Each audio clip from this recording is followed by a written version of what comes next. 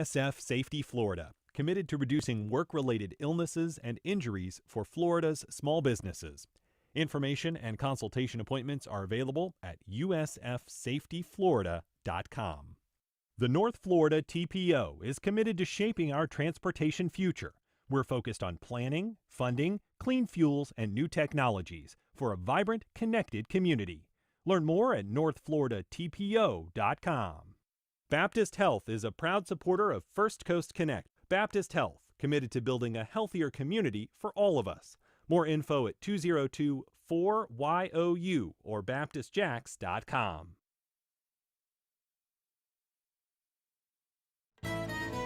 This is WJCT News 89.9 Jacksonville. Up next, national and local news from NPR and the WJCT News team.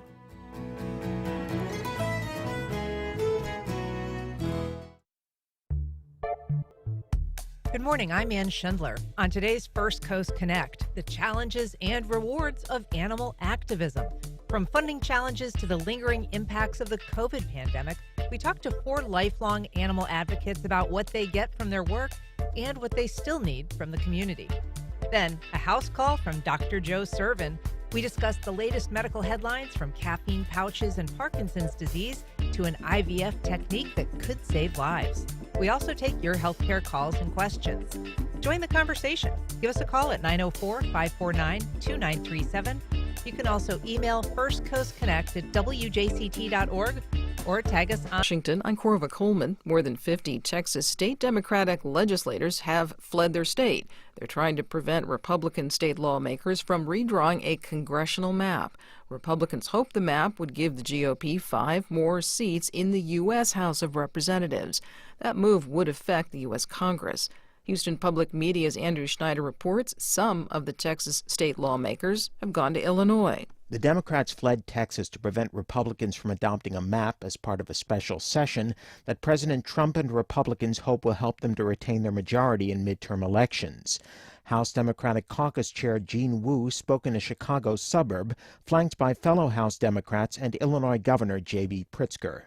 If Donald Trump is allowed to do this, if he is allowed to once again cheat and get away with it, there is no stopping this. This will spread across the country. In a statement, Governor Abbott said that if those Democrats who have broken quorum do not return to the Capitol immediately, he will invoke a ruling by State Attorney General Ken Paxton to have them expelled from the Texas House.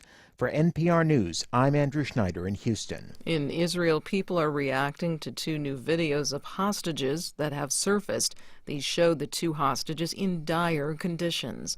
NPR's Eleanor Beardsley says many Israelis are demanding that Prime Minister Benjamin Netanyahu bring the hostages home. There were hopes that the desperate condition of these hostages in the videos might push him to come to a deal with Hamas to get them out, but last night a person familiar with the details and not authorized to speak publicly told NPR that among Israeli officials, quote, there's a growing understanding that Hamas is not interested in a deal, and therefore the Prime Minister is pushing for the release of the hostages through military defeat. But the hostage families say any military action to free them would be a death sentence. NPR's Eleanor Beardsley reporting. The Trump administration says it's hoping to extend the August 12th deadline for China to reach agreement with the U.S. on tariffs. This follows last week's trade talks between China and the U.S. and Sweden, as Jan Kammensen-Broomsby reports from Taipei.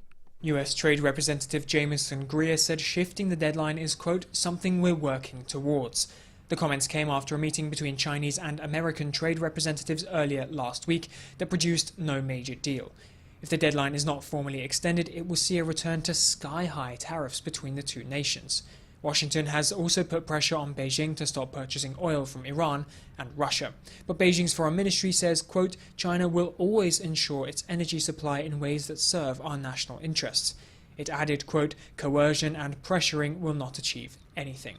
For NPR News, I'm Jan Kamsen-Broomsby in Taipei. On Wall Street and pre-market trading, stock futures are higher. This is NPR.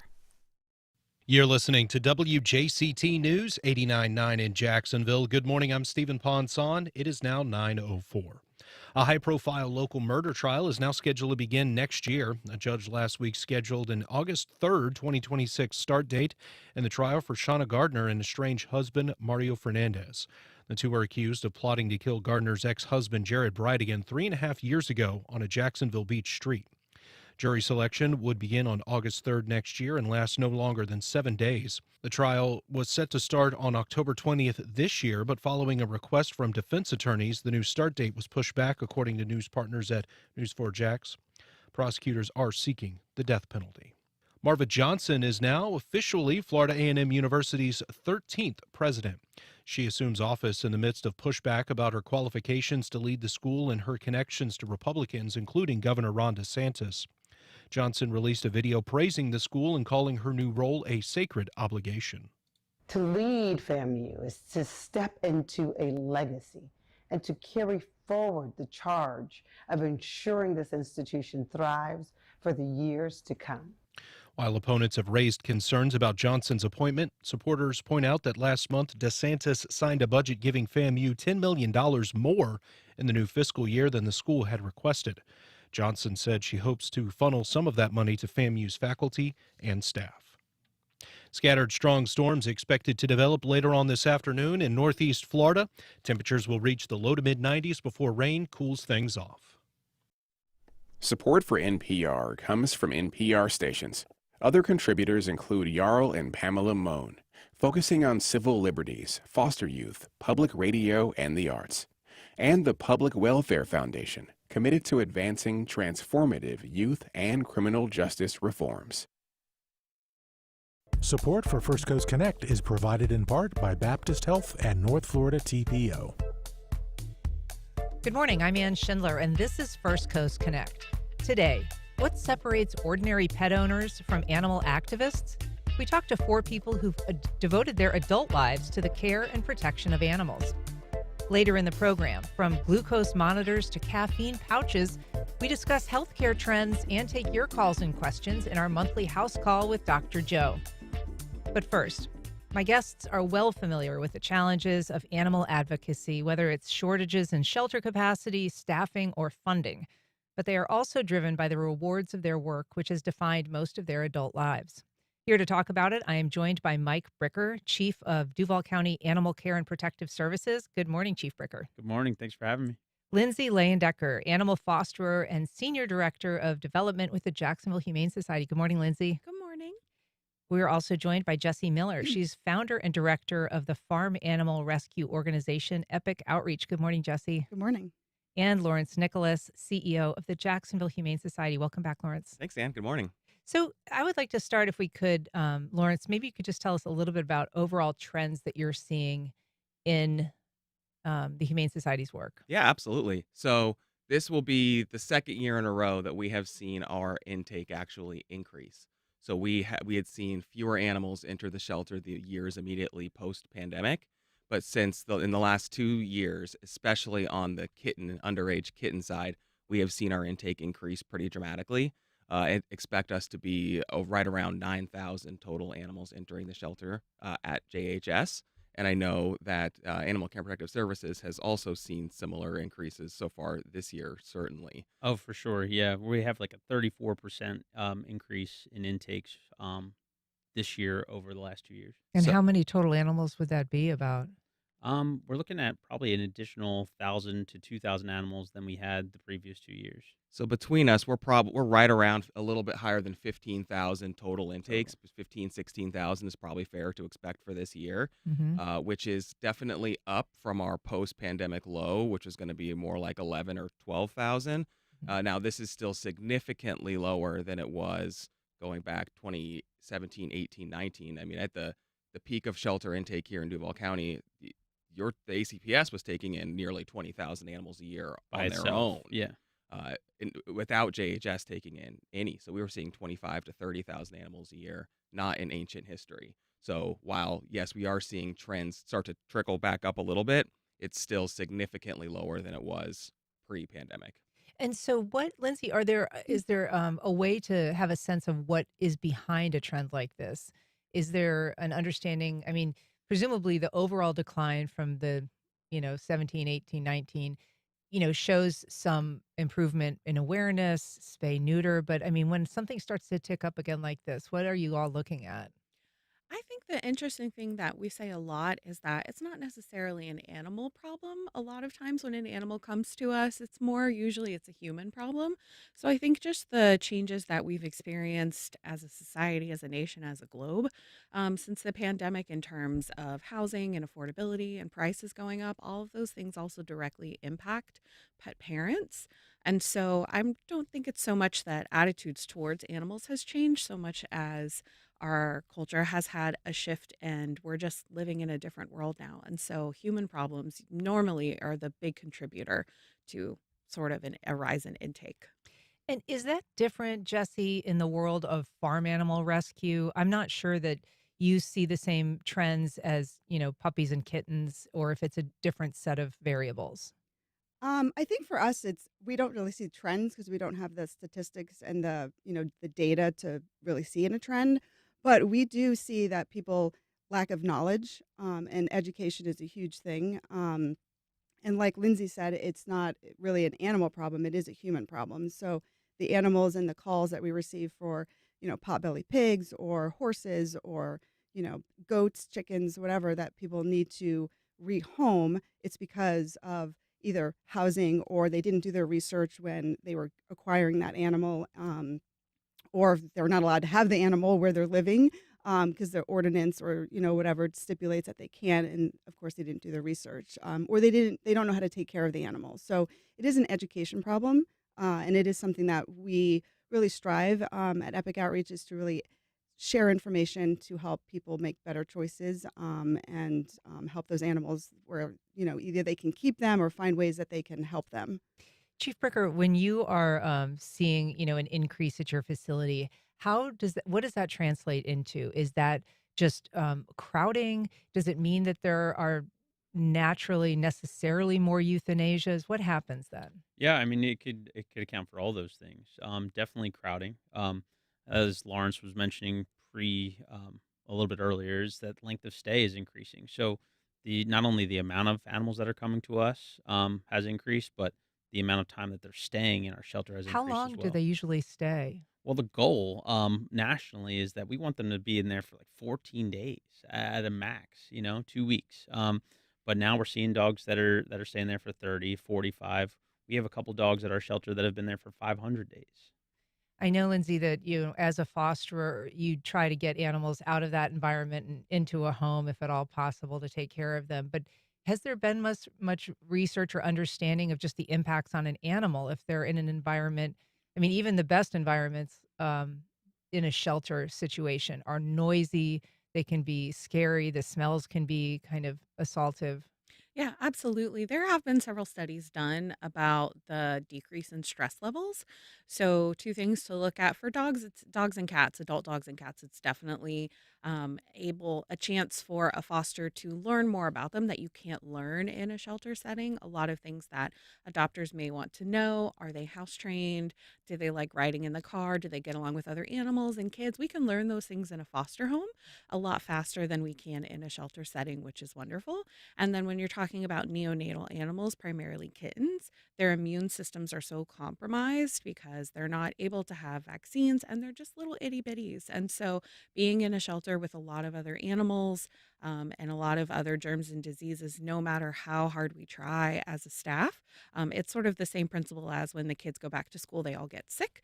It's, little babies in the shelter get sick. So it's best for those little neonatal animals to get out of the shelter so that they have the best chance at survival. And Lawrence, if you could, ask for one of the components that go into running a shelter, which would be, more money, more staffing or more volunteers to help do things like walk the animals or foster them. Do you have a wish list order? Well, I mean, always money is what's always going to make that stuff go around, right? You're not going to be able to do any of those things without the resources to do it. But it really is a people thing. I mean, really, I think us having positive community engagement, like Lindsay's talking about, people wanting to come and foster animals or adopt a pet, that really makes the difference. The best intended shelters can't do anything if they don't have the community behind them to support them. Otherwise, I mean, who's coming to get these animals if not the community? So making sure that we have people who want to support us, who are excited about our work, that we're sharing the positives of what we're doing.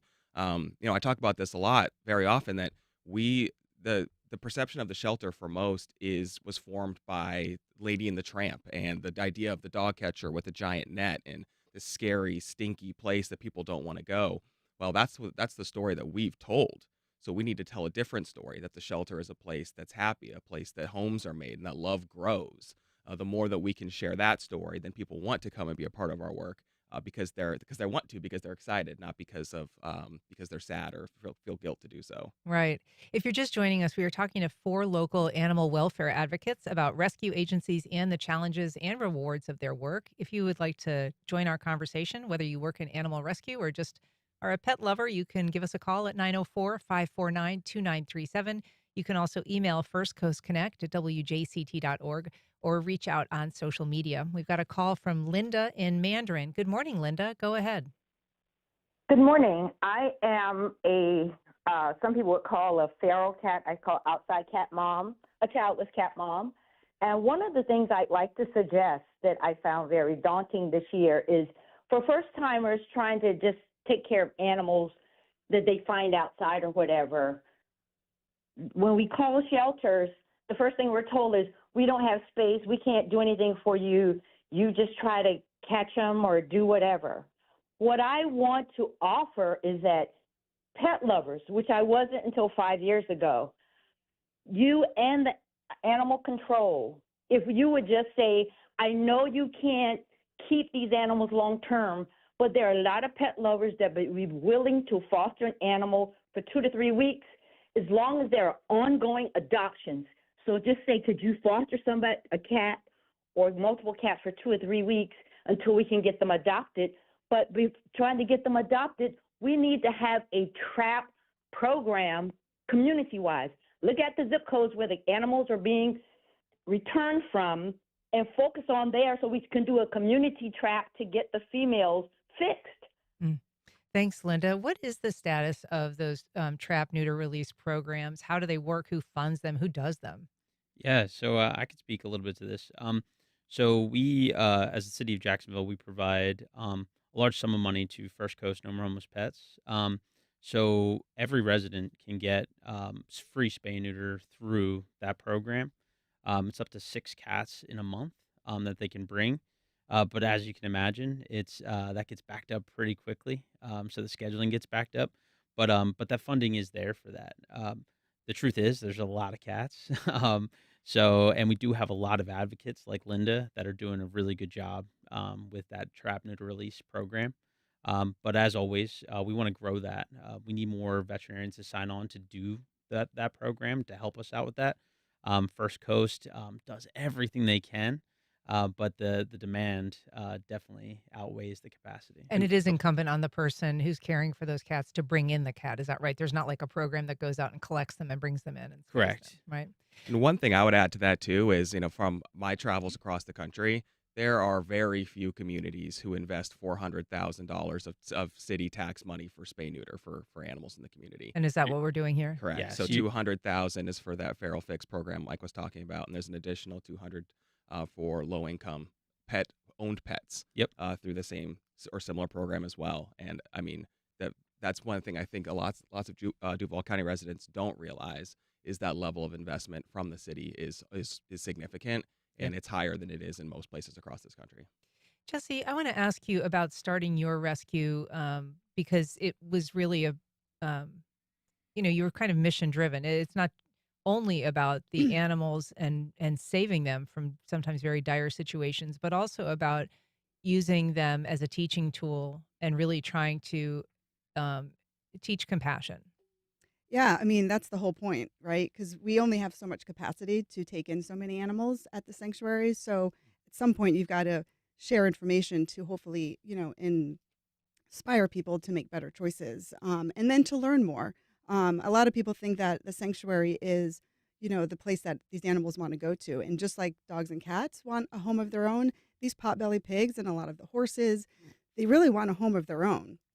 We have over 70 animals at our sanctuary. There's just me. I can't give them all the love every single day that a home their own home could give them. So really it's an education thing for us, and we do teach that through their stories. So when an animal comes to us, like, Jimmy the pig, who, was saved from going to slaughter, we can teach, compassion about figuring out where your food comes on your plates. Jimmy is, a farm pig that, is where bacon and pork come from. And so teaching people, letting them see and meet the animal, having that human-animal bond connection when they come to the sanctuary and get a tour is hugely important for us to help carry that message. We've got a call from John on the south side. Good morning, John. Go ahead. Hi, good morning. Thank you for the conversation this morning on taking care of animals in the community. I did want to note that in support of what the previous lady had commented about with regard to the feral cat situation, I take care of a couple dozen cats in our community, and it's a growing issue. There's a constant need to trap the males and the females and get them spay neutered. But No More Homeless Pets now does charge $25 per spay neuter, up to 6 a month, as the gentleman was noting. There is a fee, and just I love doing it, and it winds up attracting raccoons and possums, so they just get fed in the mix. But I wonder. I'm an older guy, and I come from a time when we didn't do this in terms of spay, neuter, and release them back into the community. And I'm wondering, even with the best of intentions, the colonies tend to grow. If you're putting out food and you're taking care of them, it's a constant challenge. Some of the males you can't catch, some of the females you can't catch, and here comes another litter. Yeah. I mean, what is the long-term solution to this? And thank you. Thanks, John, and thanks for the work that you do. Are we seeing any measurable decline in feral cat populations because of trap, neuter, release, or are they continuing to grow? Well, like we mentioned earlier, the intake has gone down in a huge amount. When we used to get in 20,000 animals, half of those were cats. So we are seeing a decline. Over the past 2 years, we have seen a bit of an increase in kittens and cats, like Lawrence was saying. But that's where these programs really come in, and that's where they shine. I know that Jacksonville Humane Society actually hired a community cat coordinator. So they're putting more work into this because they did see that increase. It's like a cat wrangler. Yeah, exactly. But this is something that we didn't. We did see a decrease, and we want to see more of that. So we're kind of going back to what we did pre-pandemic and really putting a focus on these TNR cats. And I think too, the other factor is, pre these TNR programs, the alternative was catch and kill. Yep. That the animals were, so those 20,000 cats that came into ACPS at that time, the vast majority of them were euthanized because there was no other option for those cats. Wow. So as societal expectations have changed, and rightfully so, that these animals deserve a chance at life, we shouldn't end their lives prematurely in the shelter. That's what's forced the TNR programming to exist in the first place. So I think trying to compare pre-TNR to post-TNR is very difficult because the bar for success has changed. Now with the bar for success is that the cats leave the shelter alive. So it's hard to put. We don't want to go backwards there. Right. That those programs are essential. Otherwise, those cats simply there's nowhere for those cats to go otherwise. And data shows it didn't work. And when ACPS was getting in those 20,000 cats and euthanizing a great deal of them, they got that same amount of cats in the very next year. Yeah. So the only reason we saw a decrease was because Jacksonville put in so much work into the TNR program. So that's why. All right. We've got a call from Pam in Jacksonville. Good morning, Pam. Go ahead. Hi, thank you. Yeah, I just wanted to call and say thank you so much for all you're doing. I'm a security officer in a multi-business complex here in Jacksonville, and you catch them, you all pick them up, and you bring them back, and it's been wonderful. You've been really effective. And I would like to suggest getting out there for businesses. I have a tremendous amount of business support. I've homed 9 kittens this past season, just from people who want to be able to help. They get them before they come to you, get them healthy, and then bring them to you so that you can put them in for adoption. So the businesses have been very helpful too. So thanks you for all what you're doing and making it available for people to foster and getting the big expenses out of the way so that these kittens have a chance. Thanks for the call, Pam. Lindsay, I mean, doing a lot of fostering in your line of work. Can you talk a little bit about how you would make the case to somebody to foster a pet? I think a lot of people think it would come with, I mean, obviously it's a responsibility. Cost, I guess, would be one concern. How do you sell it to people? It is one of the most rewarding things, honestly, I've ever done in my life. And the shelters do take care of the costs. So there's no veterinary care costs. They provide the supplies. But it's just a really exciting way to give back.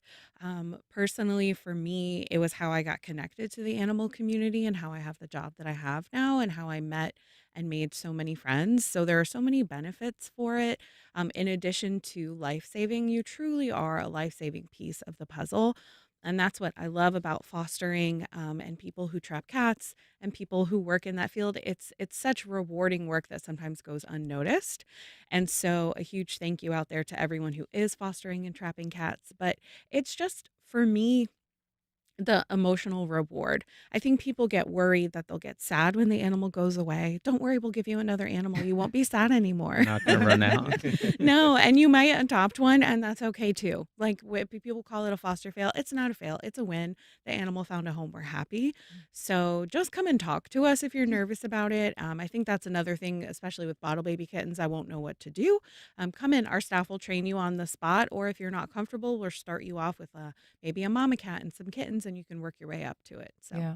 I was curious, for the animals that you take at the Epic Farm Rescue, Jessie, is this kind of their final destination? I mean, we're talking about, at the other facilities adopting out or finding a permanent home, but is this their permanent home? Not necessarily. Okay. We do adopt out some of them. Some of them will stay with us if they're not, eligible to go into a home for whatever reason, physical or emotional, but we do have some baby piglets right now that could use some fostering. They're kind of on the unsocial side, and we would love to get them in a home where they get a lot of socialization, but they're up for adoption. And we have several other pigs that are up for adoption. Potbelly pigs make great pets. They're just like a dog. They're just in a pig form. They do listen. You can potty train them. You can teach them tricks. And for people who are watching our live stream, there is some great little piggy footage. I mean, they are very sweet. Yeah. And so they're maybe sometimes a little bigger than people expect, though. I mean, what should people know if they're adopting a pig? Yeah, I mean, potbelly pigs, they can get to be about the size of, maybe a 50, 60-pound dog. But in the sense of a pig, they're very dense. So they're going to be like 80 to 120 pounds or more. Some of them get a little bit bigger. It just varies depending on their breeding and their body makeup and chemical makeup. And so they can we say average is 80 to 120 pounds, but they can get up to 250, 300 pounds. So I always recommend to people who want to adopt, go visit a sanctuary, see the different sizes. I mean, at our sanctuary, we have ranges from pigs that are 40, 50 pounds all the way up to 300, 400, 500 pounds. So come see them and see what you're getting into. And we can give you information about how to care for them and what you need to do and what you need to know to be able to provide for them.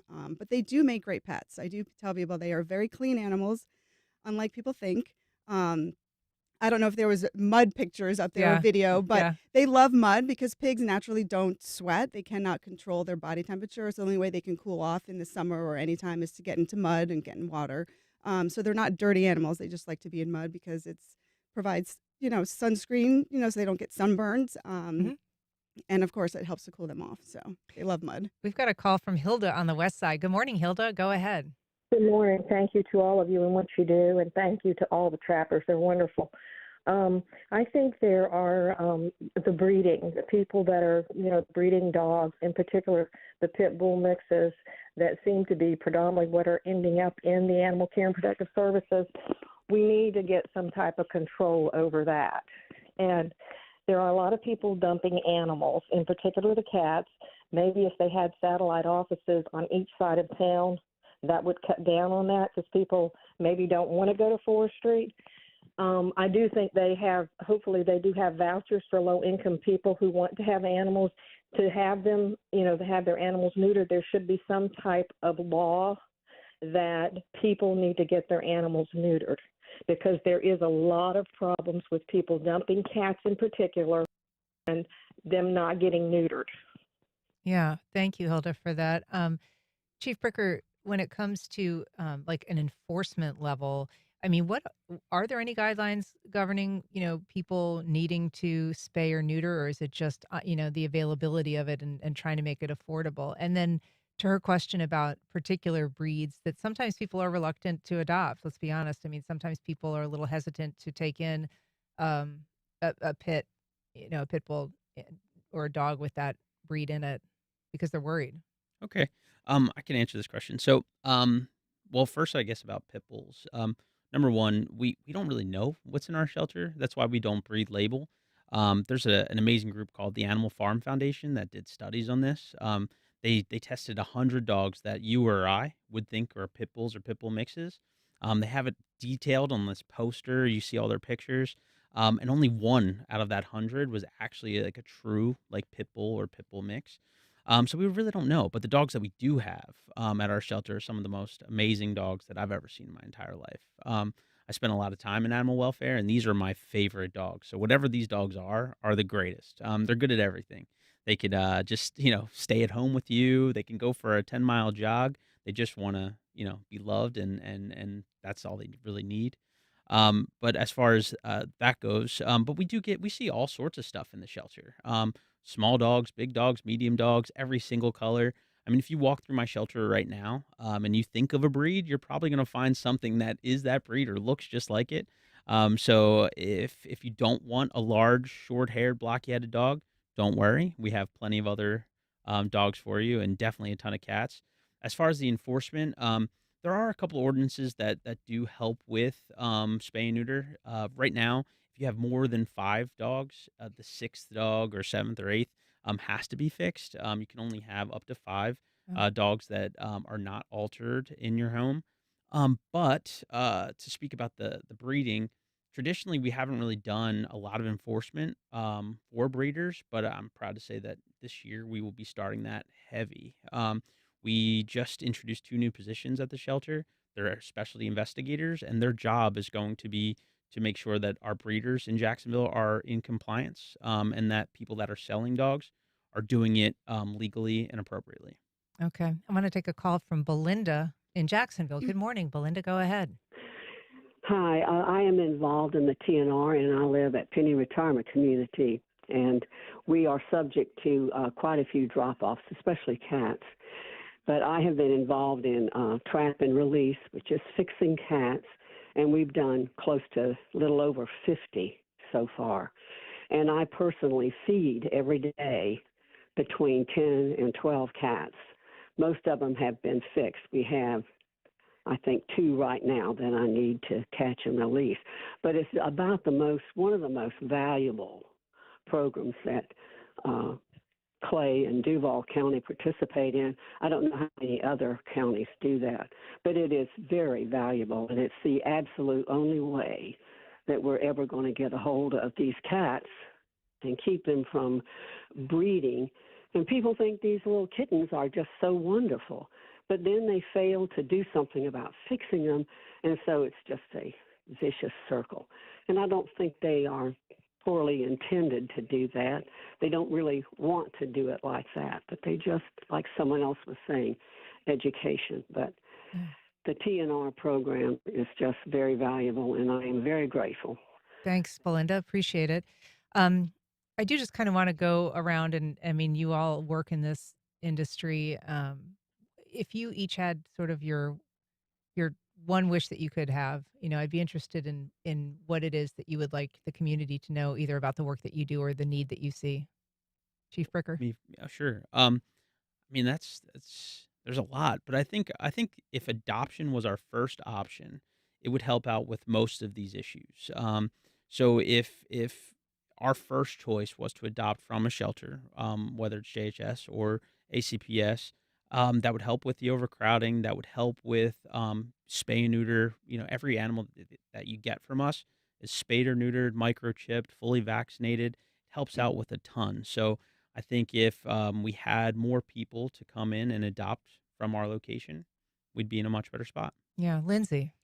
I've been in the animal welfare sphere since 2011, and all of my work has been in Jacksonville. And so I just want my wish would be for everyone to know how special Jacksonville is in the sense that it got to the place of life saving by collaboration, by working together. So that's the community working together, ACPS, and the Jacksonville Humane Society, and the rescues, and everyone's working together. The importance of that and the value of that, and how special that truly makes Jacksonville. As a person who has seen the not so great days to really the better days, I think having sort of a reflection and appreciation of that history and that collaboration is truly, I think, what benefits the animals the most is our partnership together. Yeah, that is pretty remarkable. Jessie, in terms of the work that you do on the farm.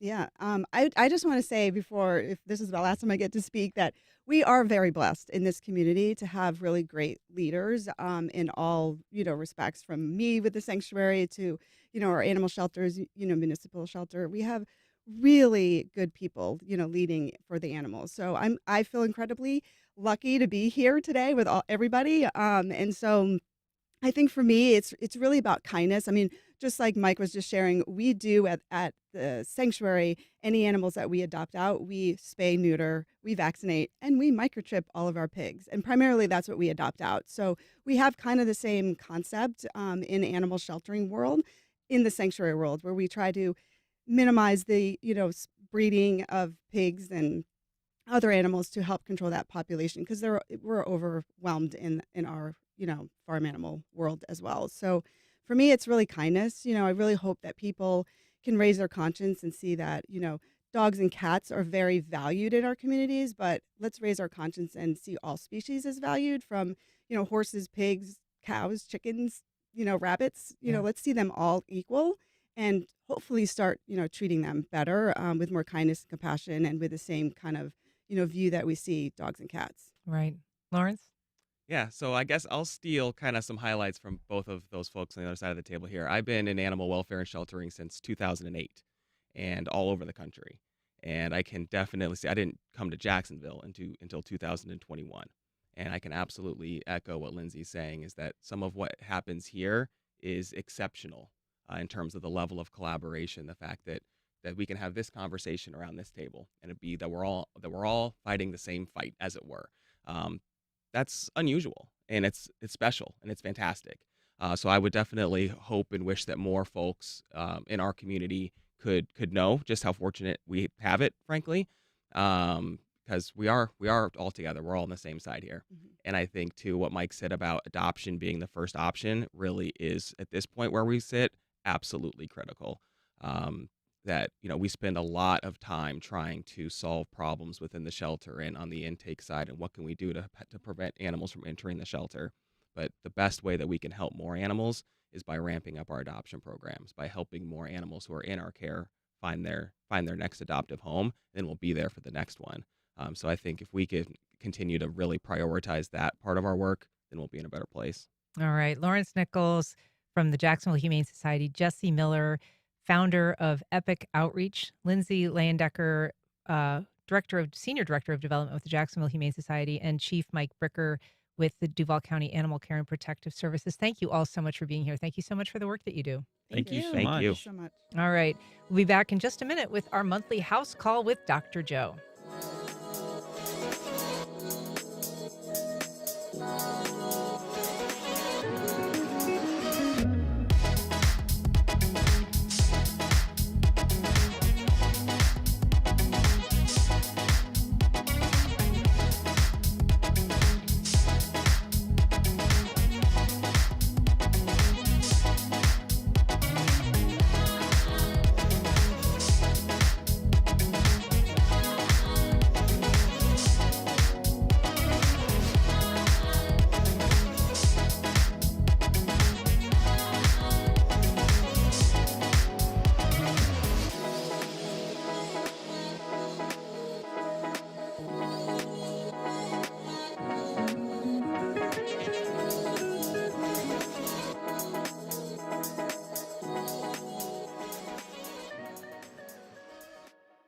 Welcome back. I'm joined now, as I am each month, by our own Dr. Joe Sirven, Mayo neurologist and host of the WJCT program and podcast, What's Health Got to Do with It? He visits us for a monthly house call to take your calls and questions, also talk medical headlines. You can reach us at 904-549-2937, or you can email firstcoastconnect@wjct.org. Dr. Joe, thanks for being here. Always a pleasure, and happy August. Happy August. It's flying by. Too fast, too quick, and so much going on. There is no medical solution for that. I wish there was, yes. Well, let's start, if we can, by a headline. The Prince of Darkness, Ozzy Osbourne, recently felled by Parkinson's disease. You know, this is a disease that periodically comes into the headlines when a celebrity has it, but a lot of people do develop this. Tell us a little bit about when it manifests and what it looks like. Yes, so Parkinson's disease is a neurodegenerative condition. So that means that there's a degeneration, a specific part of the brain that occurs, and it leads to this depletion of a specific neurotransmitter called dopamine. Now, we use dopamine for a lot of different things, but a lot of times it's very important in this condition for things like movement, smoothness of movement. So the way it presents is people talk about tremor, rigidity. Their face becomes almost like masked, and they have difficulty with walking. And so what occurs is that it presents typically in the typical age group is 50s to 60s, but there are early onset versions. Ozzy Osbourne had one of those, and it progresses. The good news, there are treatments for it, not a cure, but there are treatments, and it does last a long time, so you can try to manage those symptoms. I have two questions about that. One, kind of, what are the early warning signs that maybe people should look for or get tested if they're concerned? The other is that I only recently learned that there's sort of almost like a mental aspect to Parkinson's. It can cause behavioral changes. It can cause mood changes. Can you talk a little bit about that as well? Because that was totally news to me. So the first thing is that in terms of the most characteristic thing that people will often come to us for are either a tremor, hand tremor, and it tends to be a specific tremor because not all tremors are Parkinson's. It's a resting tremor, a tremor that occurs when you are doing nothing. That's the biggest thing that sends someone to see someone like myself or one of my colleagues. As the degeneration occurs, you can see, in some cases, mood changes that occur. Oftentimes, it can be related to some of the medications that are utilized, because dopamine, this thing that you have a loss of, if you will, because of what's degenerating the brain, is also the same dopamine we talk about in addiction and getting the dopamine high. So when you get medications that supplement that, you can actually get into some of those behavioral effects as well. Oh, interesting. So with Mr. Osbourne, which my condolences to his family and all, but he had this for 20 years or so. And he's also unusual in that he had one of these genetic mutations of Parkinson's. Most Parkinson's is not genetic, but he had one of those. He was in that small percentage that he had one of the mutations that kind of led him to have an early onset and a very long duration of his disease.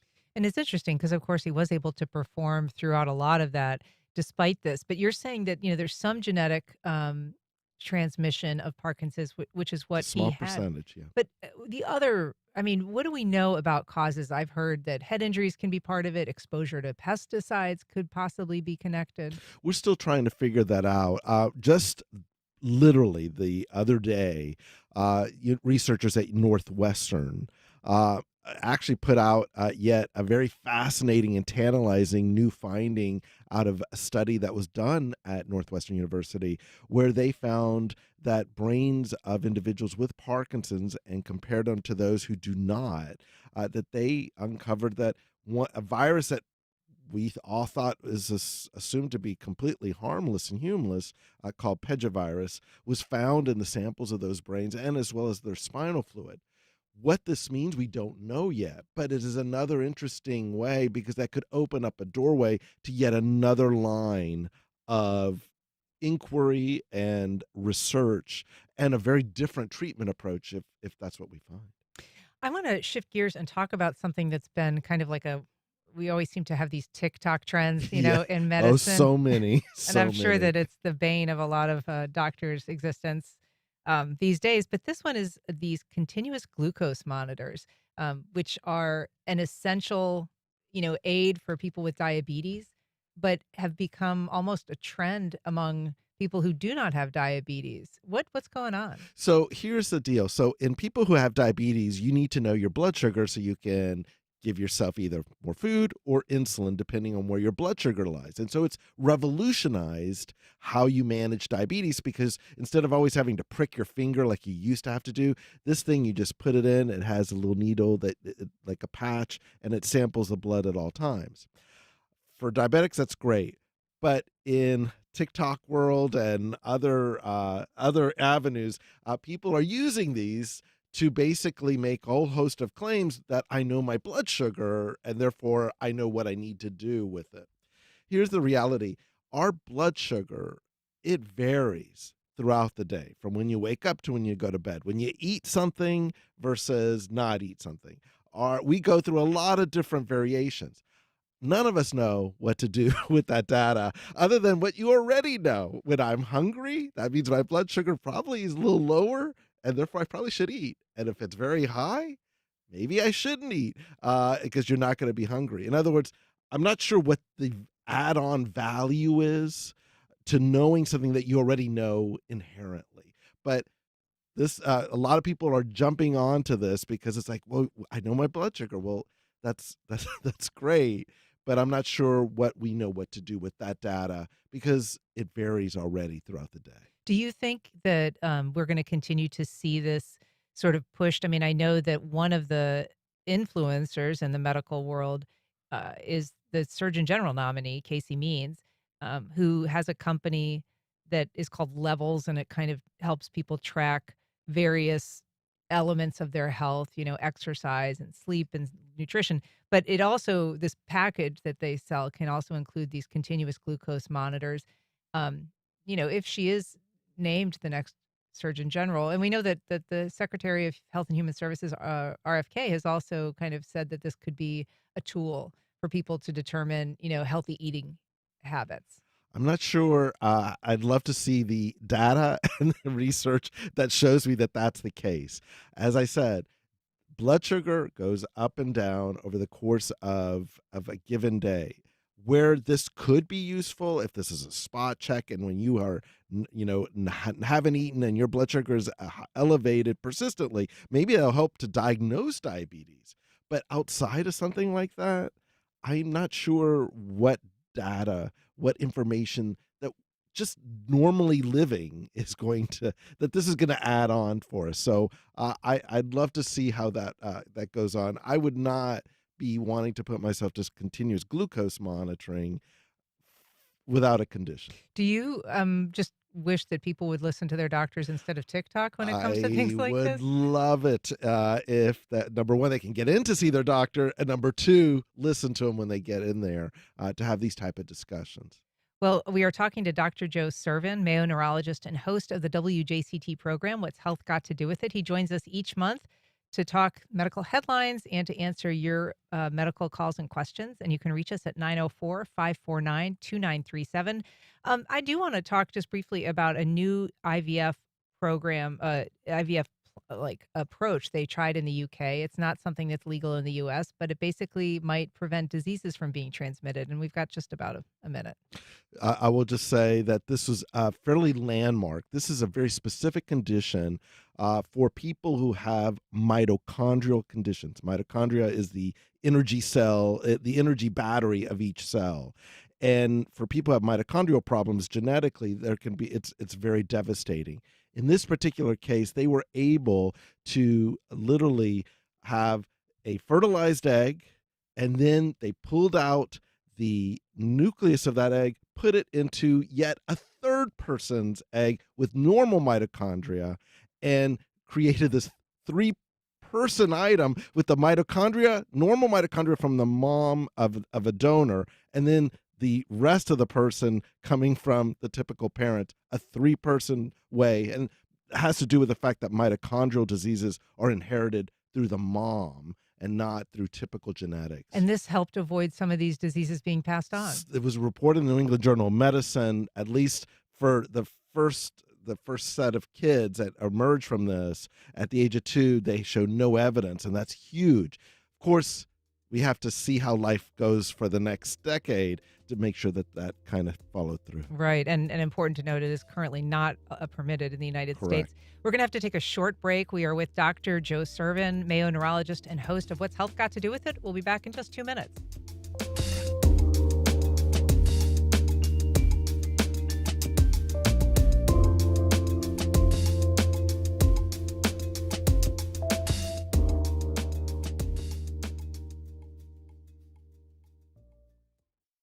The Florida Theater presents The Psychology of Cults, a live event exploring how cults form, why people join, and what it takes to leave.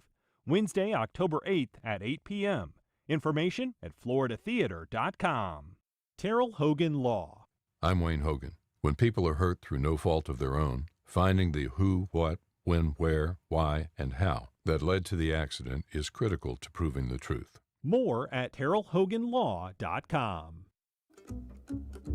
For decades, Iran has been an adversary of the United States. On the next Fresh Air, Scott Anderson chronicles the Iranian Revolution of 1979, the upheaval that deposed the reigning monarch and transformed the country from a U.S. ally to an Islamic republic. He says blunders by American policymakers played a key role in the outcome. Join us. Today at noon on WJCT News 89.9.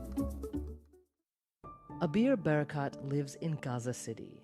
She and her family are down to 1 meal a day, if that, and all that's available is bread, pasta, or lentils.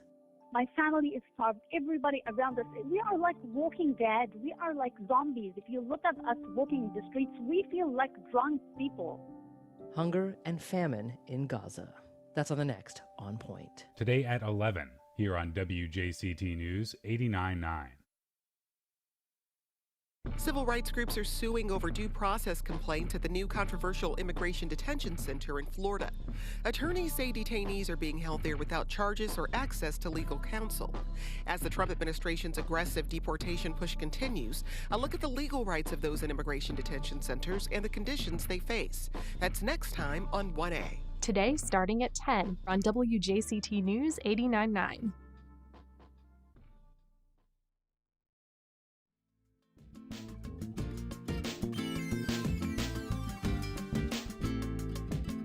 Welcome back. We are joined by Dr. Joe Sirven, as we are every month, for his house call, where he answers your medical questions and also talks the latest medical headlines.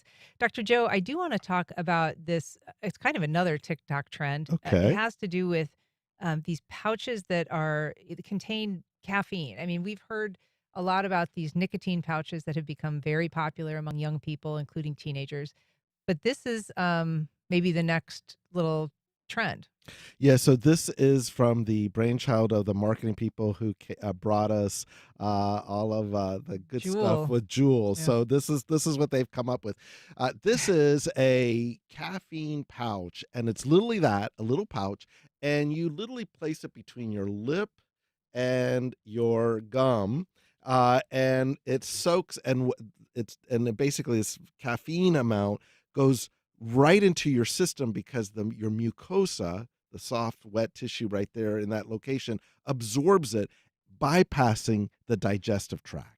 So you have literally almost the closest thing to a direct caffeine boost that you could have short of having an IV. Oh, my. And you get 50 to 100 milligrams of this caffeine going right into you at that point. And that is an interesting caffeine boost. They put some B vitamins to give it some health element, but that's a amount of caffeine that you don't even have your liver or your GI tract to take out any of it, just going right into you.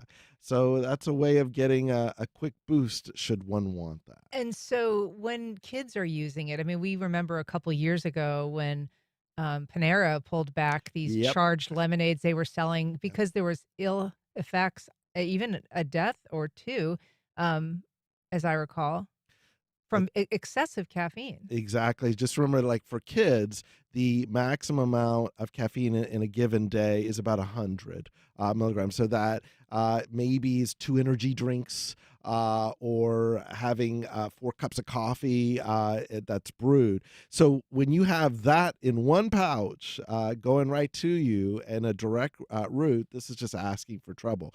We have not seen yet things like a report like what happened with the Panera, but it's just a matter of time.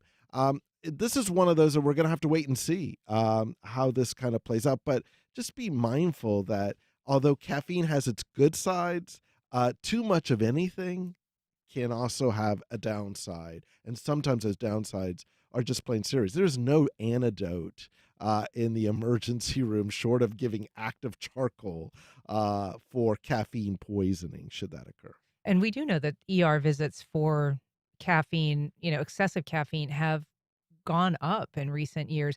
But I'm curious, I mean, and I'm guessing not much is known about the combination of that with these nicotine patches or pouches, because some people are using both simultaneously. This is one of those areas again that sadly we'll only know if something bad occurs and it really starts picking up. Having both a direct line of caffeine and nicotine, that just sounds like a recipe for a very bad problem. I have a question from Susie in email. She's saying, I'm a type 2 diabetic, and one of the things I discovered that was surprising to me is that frequently monitoring my blood sugars, that oftentimes when I feel really hungry, I'm actually high in my glucose readings, not low as you would think. I wondered about that and why my body was giving me a false message, as it were. So that's a great question, and it has to do with how insulin and sugar and diabetes work. So diabetes, there's 2 types. There's a type 1 diabetes, which is we're talking about insulin shortage, your body's not producing enough, and then type 2, which really is more about insulin resistance, that it is not working at the same level with the way that we would normally think. And so you can get a reading like that, as Susie just pointed out, that doesn't necessarily match how you feel. The second thing is that hunger feelings and your blood sugar don't match up at the exact same time. Sometimes when it's really low, sure, that matches up. But the opposite does not always. That feeling of satiety, which is I'm full, doesn't always match up to what your blood sugar is showing. That is fascinating. And so those monitors, when they're giving you a reading, are they necessarily telling you it's time to eat? It is not. And that's the whole point. I'm not sure what you necessarily do with this. I mean, and maybe this is something that with time, as people come out with patterns, we will understand that because we didn't have this technology. But right now, literally using it at this moment, I don't know what to do with that information. Well, we're going to have to leave it there. You can hear Dr. Joe Sirven Saturdays at 4 on WJCT 89.9. You can also find his show, What's Health Got to Do with It, on your favorite podcast platform. Dr. Joe Sirven, thank you so much for being here. Always a pleasure, Ann. All right. And that's our program. Thank you for listening. If you have feedback or suggestions, you can send either to firstcoastconnect@wjct.org. And if you missed anything, you can catch our rebroadcast at 8 o'clock tonight, or find our entire archive at WJCT.org and your favorite podcast platform. The executive producer of First Coast Connect is David Luckin. Our show is produced by Stacey Bennett and directed by Brady Corum. Our interns are Lo Oliveri and Camille Crawford, and our theme music is performed by Club De Belugas. Join us tomorrow when we ask Jacksonville City Council President Kevin Carrico what kind of leader he plans to be. I'm Ann Schindler. You've been listening to First Coast. Support for First Coast Connect is provided by Baptist Health and the North Florida TPO. Baptist Health is a proud supporter of First Coast Connect. Baptist Health, committed to building a healthier community for all of us. More info at 202-4YOU or baptistjacks.com. The North Florida TPO is dedicated to transportation planning, funding, clean fuels, and new technologies for a vibrant, resilient, and connected region. More information available at northfloridatpo.com. Life South Community Blood Centers, providing blood and patient services to the local hospitals, serving patients in this community. Donating blood with Life South helps save lives. More at lifesouth.org to find a blood drive near you.